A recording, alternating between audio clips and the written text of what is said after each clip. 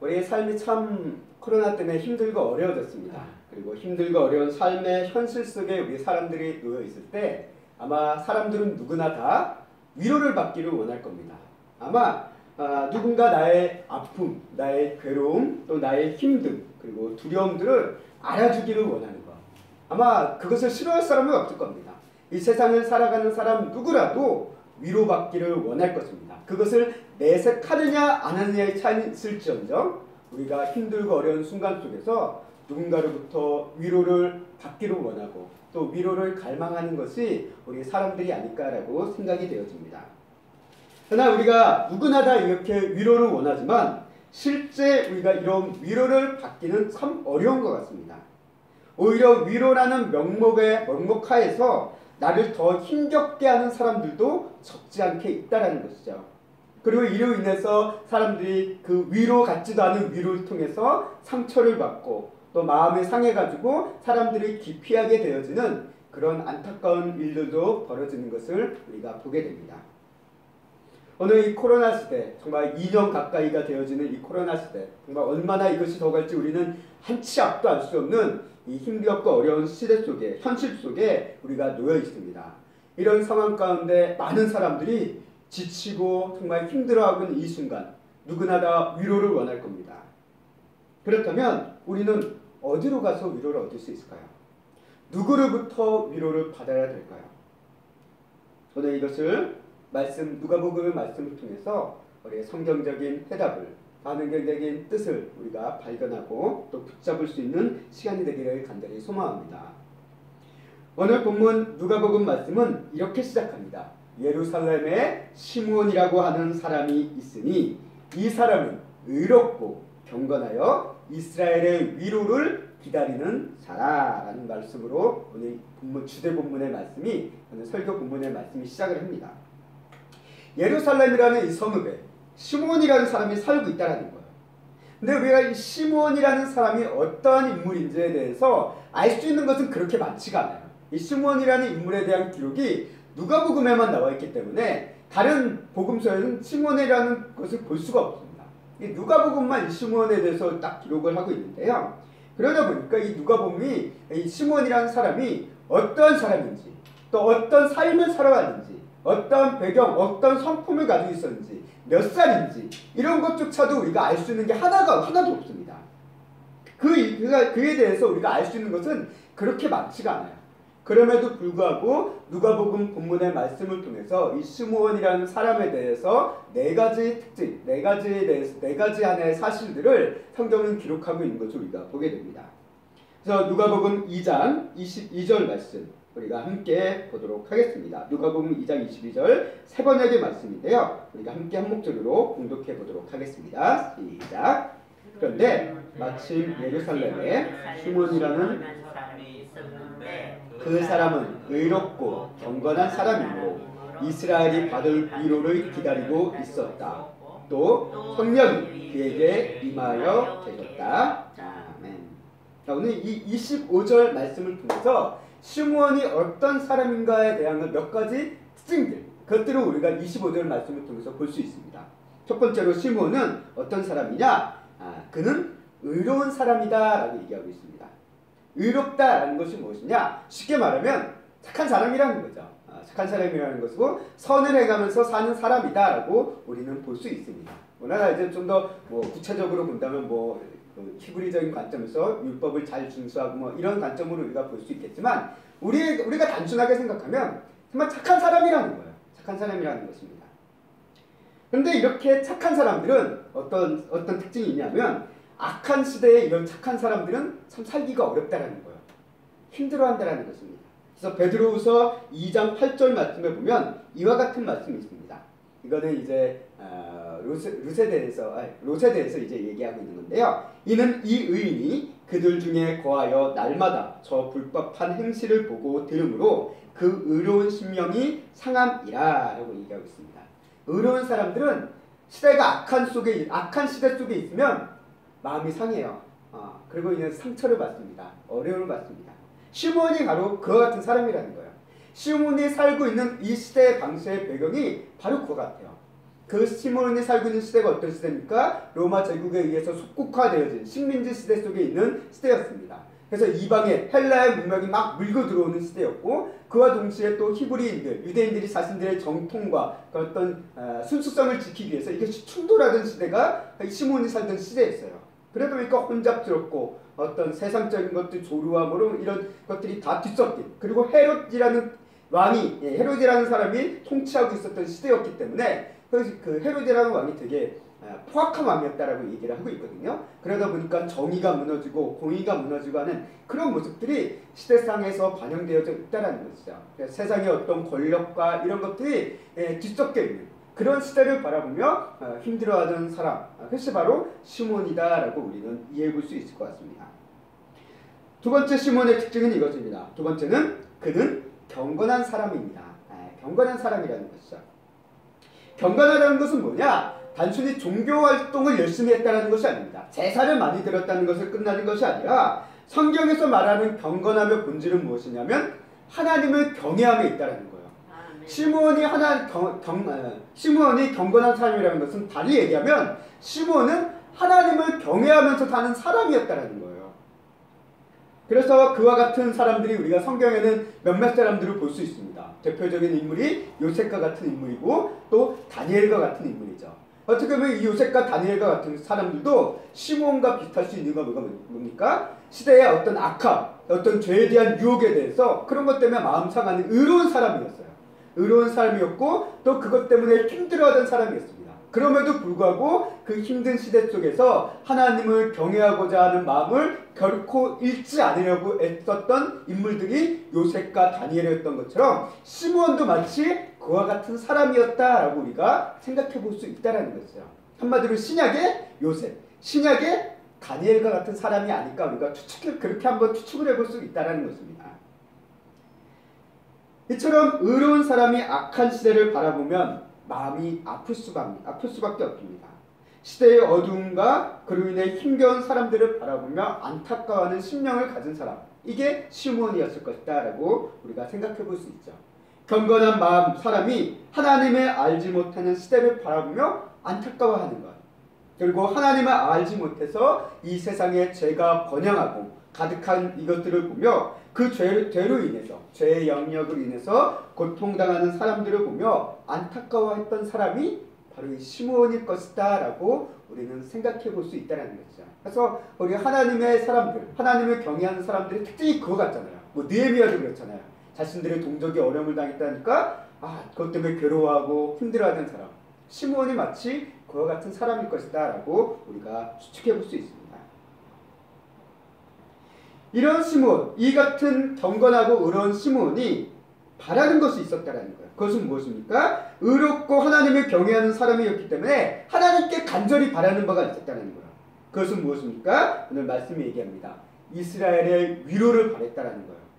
이스라엘의 위로. 이스라엘의 현실은 어떻습니까? 이미 식민지 시대로 전락했습니다. 다만 자신들의 어떤 독립성이 없는 나라예요. 물론 그것을 독립을 얻기 위해서 투쟁하고 했던 뭐 이런 어떤 혁명의 사건들이 있지만 지금은 제국의 식민지화 되었던 시대 속에 놓여 있습니다. 그런 시대 속에서 또 백성들은, 이스라엘 민족들은 디아스포라라고 해서 여기저기 뿔뿔이 흩어져 살고 있는 그런 시대 속에 놓여 있는 것이죠. 그리고 하나님을 온전히 섬기는 것이 힘들어지는 시대, 이스라엘 그런 시대 속을 사는 백성들을 바라보며 이스라엘을 향한 하나님의 위로가 있기를 간절히 원하던 사람이 시몬이었다는 거예요.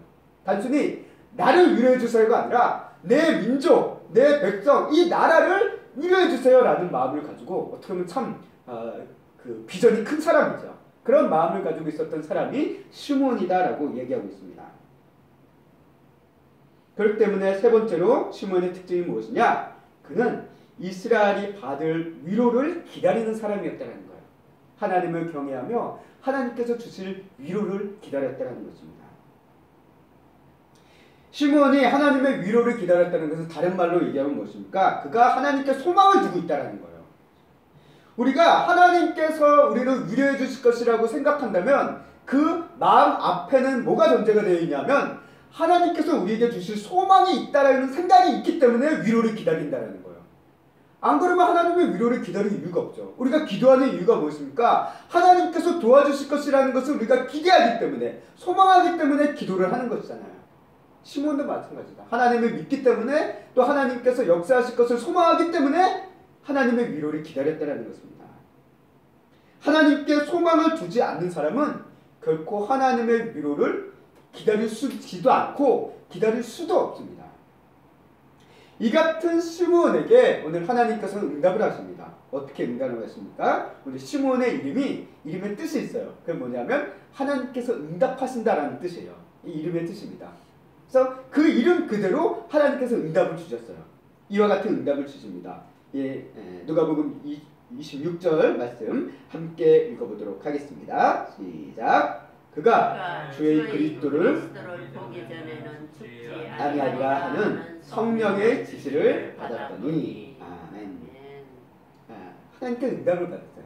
이스라엘의 위로를 주세요라고 기도하는 가운데 하나님께서 응답을 주시기를 주의 그리스도를 네가 볼 것이다 라는 응답을 주셨어요. 그리고 그 전까지는 내가 죽지 않을 것이다 라고 얘기합니다. 이 구절을 통해서 우리가 알 수 있는 것 또 하나의 특징은 시므온의 나이가 생각보다는 훨씬 많다라는 것을 우리가 추측해 볼 수 있어요. 왜?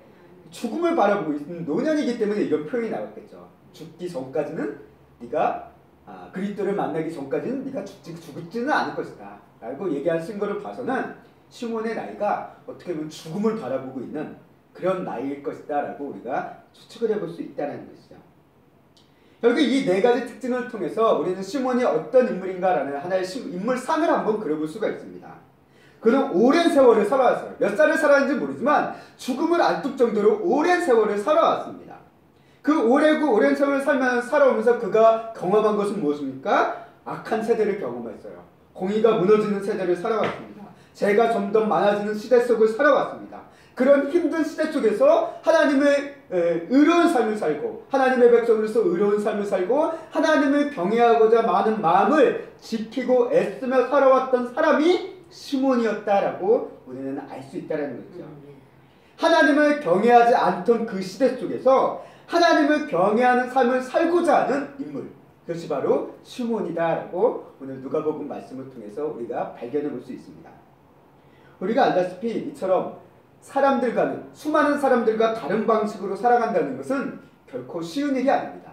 그것은 매우 어렵습니다. 야곱이 얘기하잖아요. 자신의 인생은 험난한 인생이라고 인생 말년에 얘기했던 것처럼 이 시므온도 어떻게 보면 험난한 인생을 살았을 것이라고 우리가 추측해 볼 수 있어요.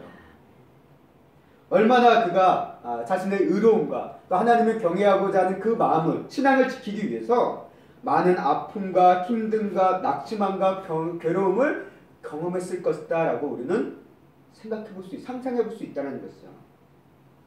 공의가 무너지고 악하고 죄가 범한 시대 속에서 살아온 시몬이 얼마나 사람들로 인해서 또 시대 속으로 인해서 사회의 어떤 여러 가지 모습들로 인해서 마음의 상처를 받고 어려운 일들을 당하며 살아왔을 것이다 라고 생각해 볼 수 있다는 것이죠. 어쩌면 친구가 배신을 했을 수도 있습니다. 또는 가족에게 버림을 받았을 수도 있습니다. 억울한 누명을 썼을 수도 있습니다. 호의를 베풀었지만 그 호의가 악의로 돌아왔을 때도 있을지 모릅니다.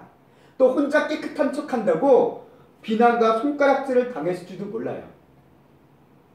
우리가 성경을 보았다시피 분명 성경 안에 의롭고 경건한 삶을 살고자 했던 이들이 이와 같은 사람을 살았다라는 것을 성경은 수도없이 기록하고 있다는 거예요. 그렇기 때문에 시몬도 그들과 별반 다르지 않은 삶을 살았을 것이다 라고 생각해 보는 것은 그렇게 어렵진 않다는 거예요. 시몬이 단순히 의롭고 경건한 삶, 하나님을 경외하는 삶을 살면서 아주 평안한 삶을, 순탄한 삶을 살아오진 않았을 것입니다. 분명 그도 얼마나 많은 위로를 받고 싶었을 거예요. 많은 위로가 필요했을 것입니다. 오늘 여기도 마찬가지잖아요. 우리도 어느 때보다도 위로가 필요한 시대예요. 하지만 어느 때보다도 위로받기 힘든 시대가 오늘 우리의 시대라는 것입니다. 위로를 받고자 해도 위로해줄 사람이 없어요. 사람들이 얘기해요. 야, 내 코가 석잔데 누구를 위로해주냐.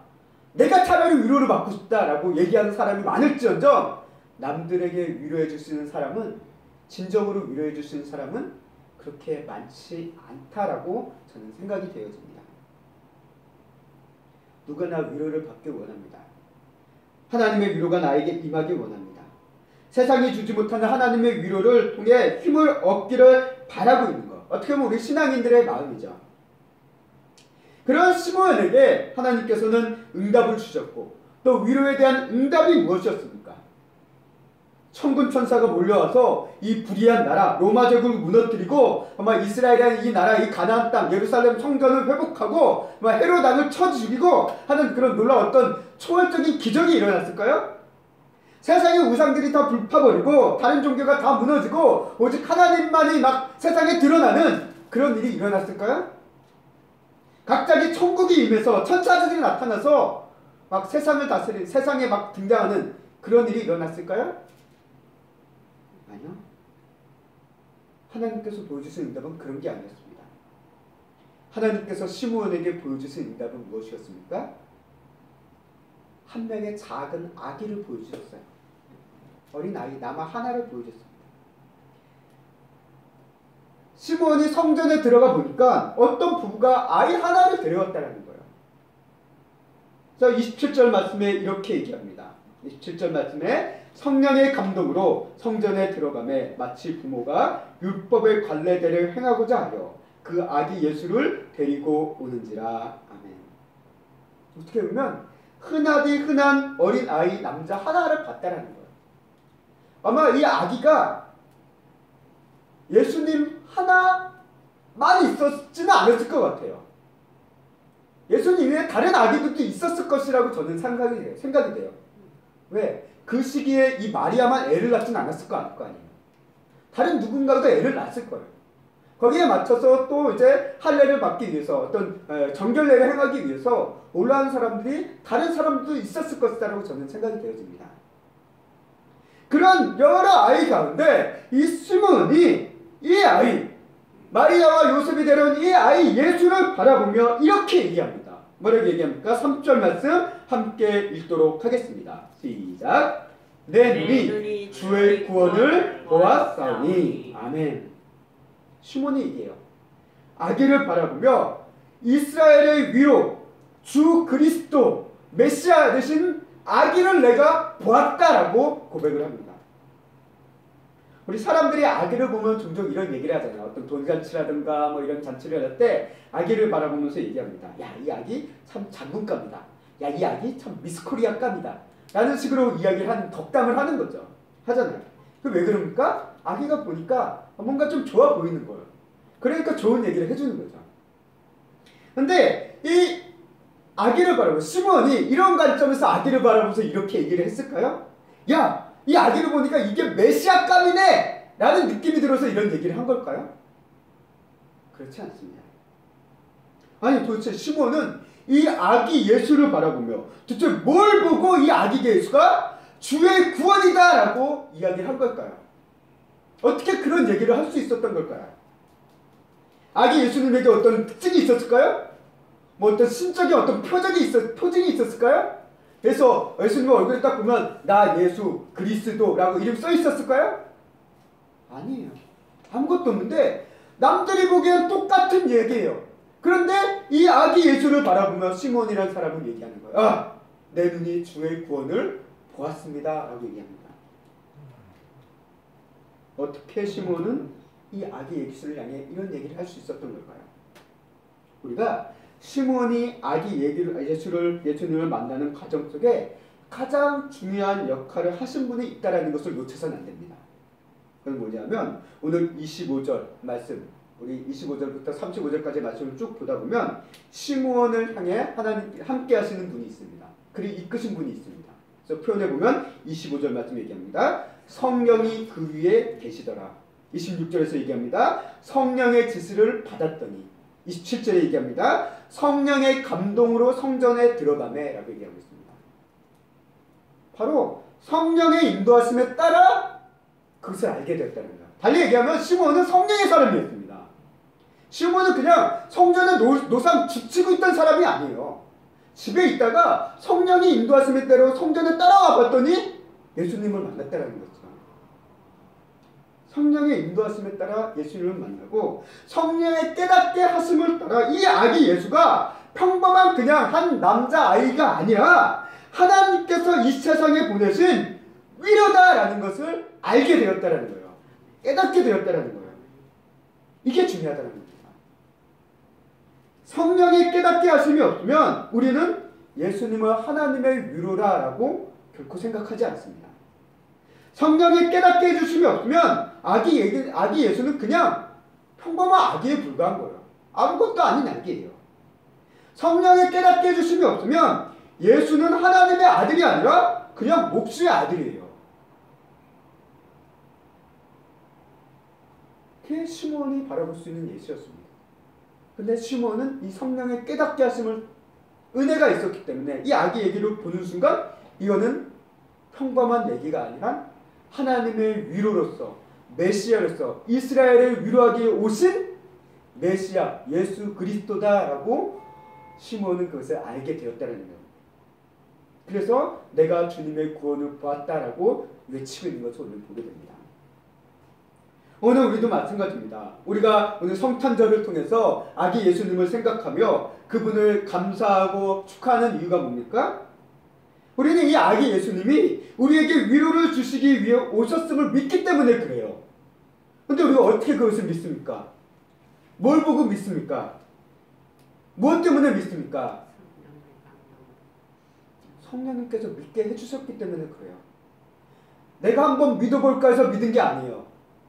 성령님께서 믿게 해주셨기 때문에 우리가 그 예수 그리스도를 하나님의 구원이라고 우리가 확신하면서 감사하면서 그분이 주신 위로를 소망하면서 이 자리에 모여 있다라는 것입니다.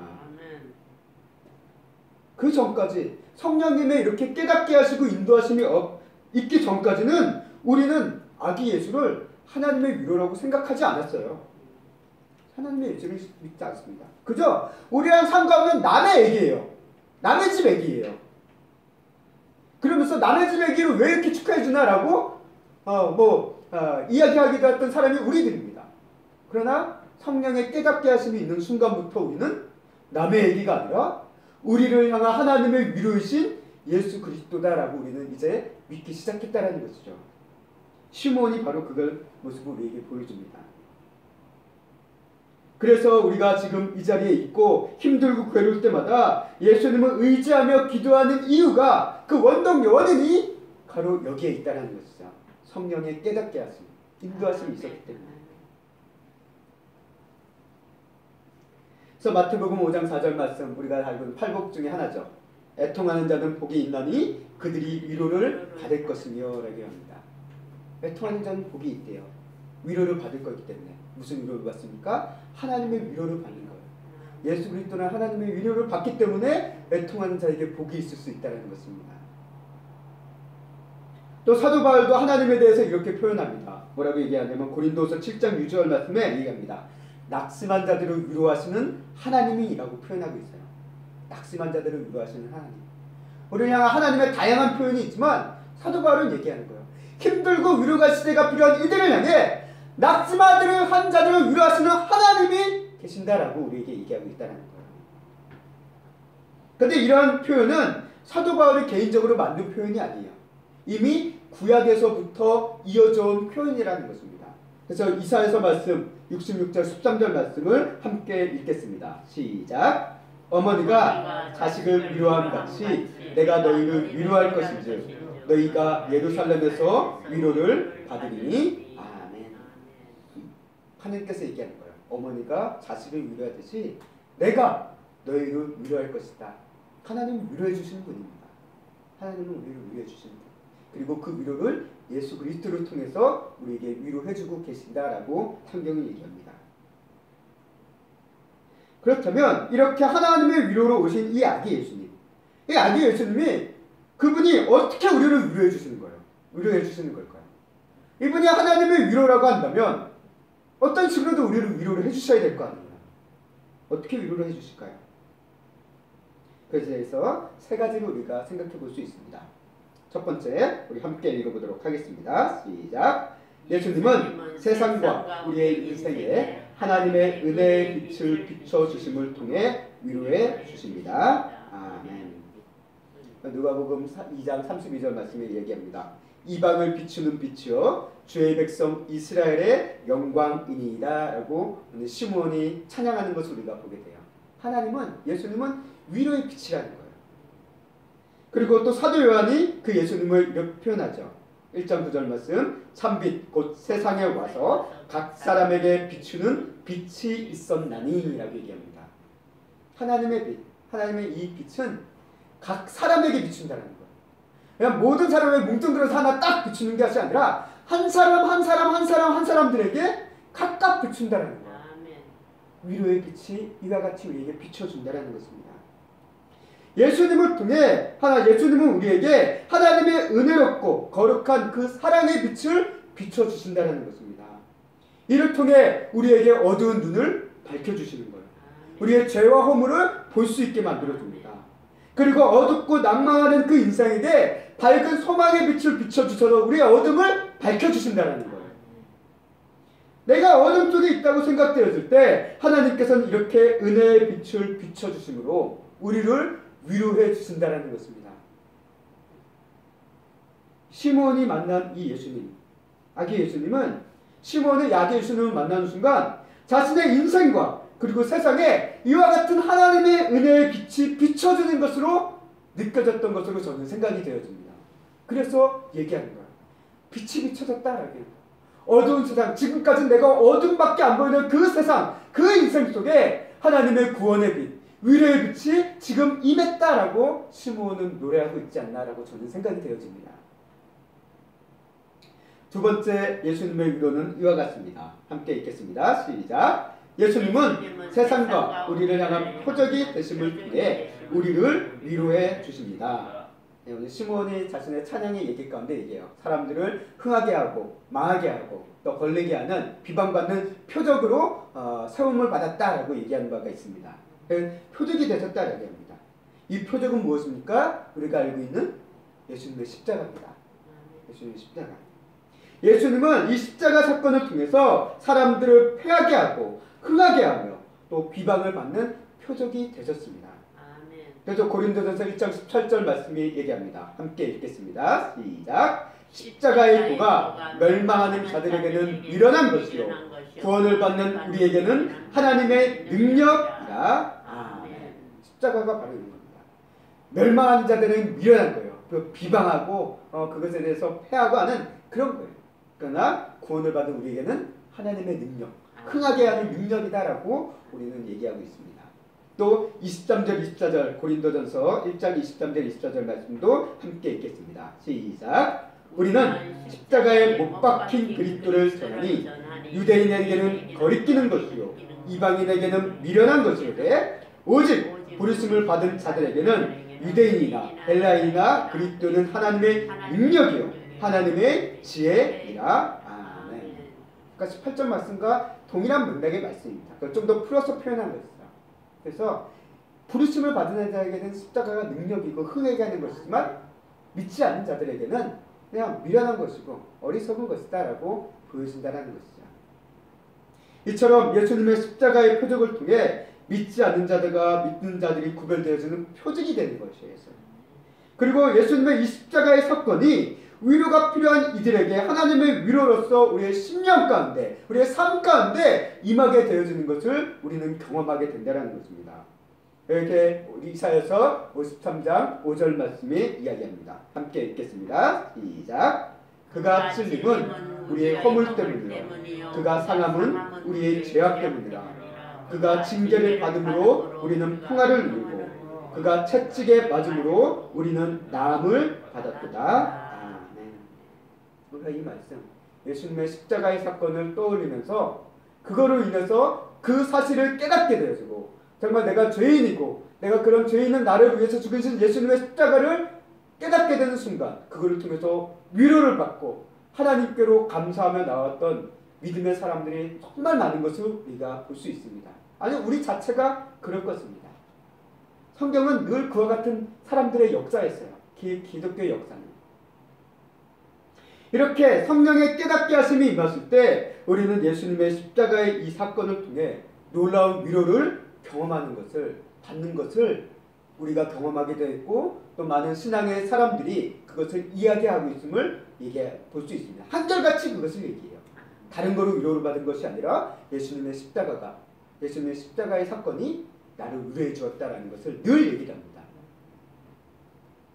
보잘것없는 나 같은 죄인을 살리시고 하나님의 자녀로 삼아주신 것에 대한 위로를 받는 것이죠. 그래서 로마서 5장 8절 말씀이 이야기를 합니다. 우리가 함께 읽겠습니다. 시작. 우리가 아직 죄인 되었을 때 그리스도께서 우리를 위하여 죽으심으로 하나님께서 우리에 대한 자기의 사랑을 확증하셨느니라. 아멘. 이 말씀 우리에게 위로가 되어진다는 것이죠. 나를 위해서 죽으신 예수 그리고 하나님의 이 사랑 이것이 우리를 위로해주고 있다는 것을 성경은 우리에게 이야기합니다. 세 번째, 예수님은 이와 같이 우리를 또 위로해 주십니다. 함께 읽겠습니다. 시작. 예수님은 우리의 마음과 생각을 드러내게 하심을 통해 위로를 해주십니다. 아멘. 우리 사람들이 병이 들었을 때, 아플 때 어떤 치료를 받잖아요.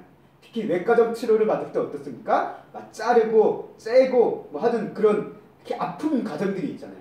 근데 그게 왜 필요합니까? 그거를 통하지 않으면 제대로 치료가 되지 않잖아요. 뭐 안에 있는 종양이라는 거 이런 걸 떼낼 필요가 있으면 끄집어내야 되니까. 그게 아픔의 과정이 필요합니다. 예수님도 마찬가지입니다. 우리의 마음과 생각을 드러내게 하신 이유가 바로 마찬가지예요. 내 안에 죄와 허물들을 드러내심으로 이것을 제거하기 위해서 하나님께서 우리의 마음과 생각을 드러내신다는 거예요. 나의 죄가 문제인지 나의 문제가 뭔지를 분명히 드러내시고 치료가 필요한 존재임을 인식하시고 그것을 예수님의 십자가라는 과정을 통해서 치료해 주시는 과정을 우리에게 거치게 해주신다는 것입니다. 그래서 이것을 통해서 우리를 위로해 주신다는 거예요. 하나님께서 나를 알게 해주시고 내가 문제가 이것이고 이것을 부분에서 나를 바꿔주시는 것을 통해 나를 위로해 주시는 그 은혜를 경험하게 됩니다. 히브리서 4장 12절 말씀이 우리에게 이야기합니다. 함께 읽겠습니다. 시작.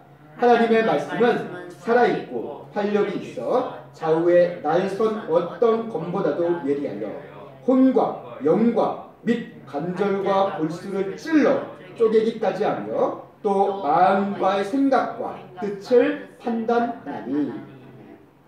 하나님께서는 이렇게 예수님은 우리 안에 문제가 있음을 깨닫게 하시는 거예요.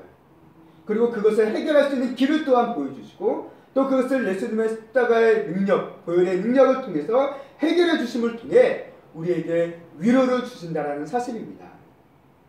바로 예수님의 십자가의 죽음과 부활하심이라는 이 가장 본질적인 복음의 핵심을 통해서 우리 안의 문제를 해결해 주시고 우리를 항상 위로해 주고 계신다라는 것을 성경은 우리에게 이야기해 주고 있다는 사실입니다. 이것이 바로 예수님의 탄생을 통해 우리가 바라봐야 될 하나님의 위로, 예수 그리스도의 모습이다라고 오늘 말씀을 통해 우리에게 이야기하고 있습니다. 이제 말씀을 정리하도록 하겠습니다. 우리 사람의 인생 가운데 누구를 만나느냐는 매우 중요한 것 같습니다. 좋지 못한 사람을 만나서 힘든 인생을 사는 사람도 있습니다. 그러나 좋은 사람을 만나서 정말 인생이 달라지는 모습도 우리에게 있습니다. 오늘 시므온은 어떻습니까? 중요한 사람을 만났습니다. 하나님의 위로이신 아기 예수님을 만났습니다. 이 아기 예수가 시므온에게 어떤 실제적이고 즉각적인 뭔가를 일으킨 건 아니에요. 그러나 시므온은 아기 예수님의 만남을 통해서 하나님께서 주시는 그 놀라운 위로를 받고 경험했다라는 것입니다. 하나님의 구원하심에 대한 위로를 받았습니다. 하나님의 구원의 소망을 확신했습니다. 우리가 왜 얼굴도 알지 못하고 같이 살지도 않은 생판남이라고 할 수 있는 아기의 생일을 이렇게 기뻐하는 걸까요? 우리는 이 아기 예수가 그냥 아기가 아니라 하나님의 위로심을 믿기 때문에 그렇습니다.